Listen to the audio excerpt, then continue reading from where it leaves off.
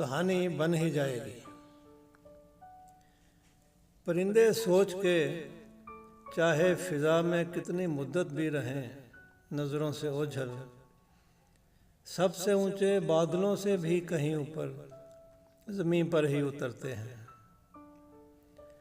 वो आकर सब बताते हैं बुलंदी से ज़मीन की कौस का मंज़र। वो आकर सब बताते हैं कि धरती की कशिश से लड़ने में क्या लुत्फ़ मिलता है।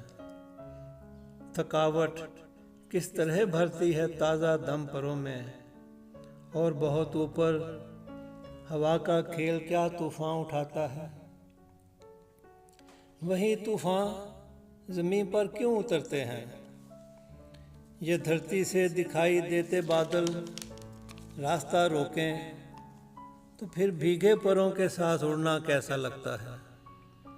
और इतनी दूर ऊपर से ज़मीन पर टुकड़ियों की शक्ल में बिखरे घरों खेतों में एक वो छत ही कैसे याद रहती है जहाँ आखिर उतरना हो।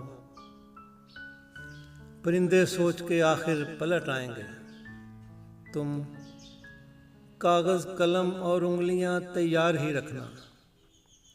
किसी पल में सुनोगे फड़फड़ाहट तुम थके मांदे परिंदों की, मगर तुम जागते रहना। कहानी बन ही जाएगी, कहानी बन ही जाएगी।